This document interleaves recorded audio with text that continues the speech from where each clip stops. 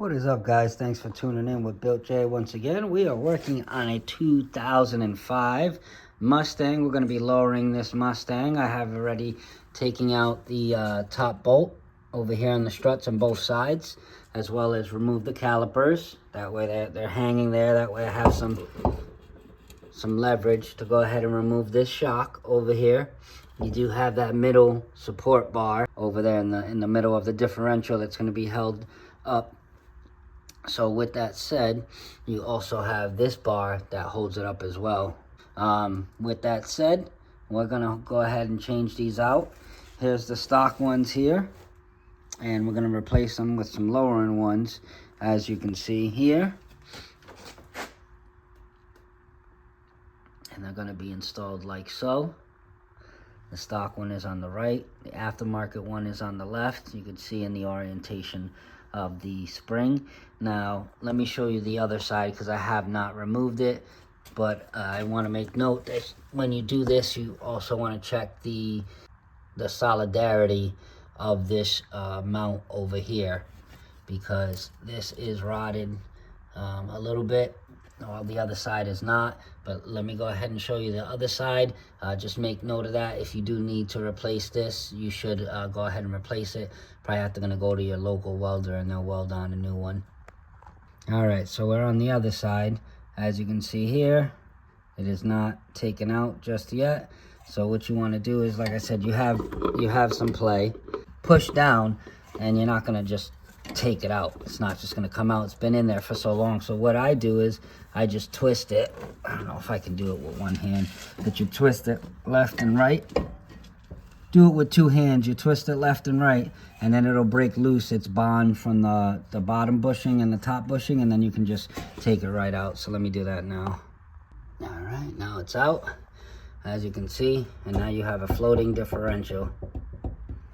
So now we can put the shocks in, these guys right here, and put the springs in, and then we can move forward with this modification. So we'll go ahead and we're going to take off this strut bolt, not on this side because this is welded, as you can see, and it also has a metal stopper. So when you loosen up that side, this will be stopped right here at this notch with this piece of metal. All right, guys.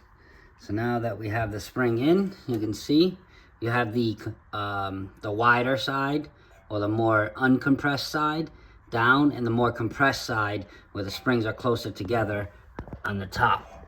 If you can see that there as they widen up. And then for the strut, go ahead and put that 15 millimeter in. You'll tighten it up. And then for the top, you have a washer on the bottom. It's the flat part on the bottom. And then you have the bushing in the middle. You have that little notch up top. And then you're going to put this in. And then we'll use a jack to lift it up, because I don't have a second person to hold it up. And then we have these for the top. So this is going to go facing down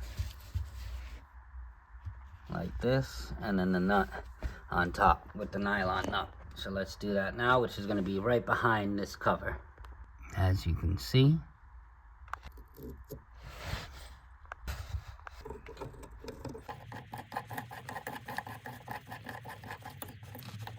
oh no, we've taken out the front,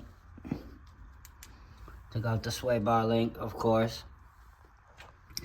4 bolts up top you take off, and then the 2 21s that sit right here, and everything should pretty much come free. Then you have to take out, if you don't have a new strut mount, you need to reuse the one on the old one. And with that said, you're going to need this tool here. Not the safest tool, so make sure you are very bright in the head before you go and use these tools, because you can break some body parts with that, because everything is under spring load. These are the rear ones. This is the front, as you can see.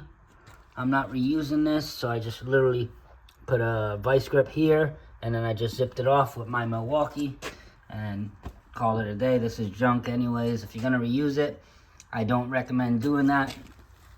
because once you score it up like so, when the strut goes in and out, it's just going to blow the seals, and then it's just going to leak everywhere. So if you do, try and do it as high as possible, but then there's a rubber boot, so on and so forth. So we're just not going to use it. That's why we have the new stuff, and this is what it looks like when it's done. And we're just reusing this boot, and then there was a rubber bushing on the inside. So with that said, let's go ahead and wrap this up.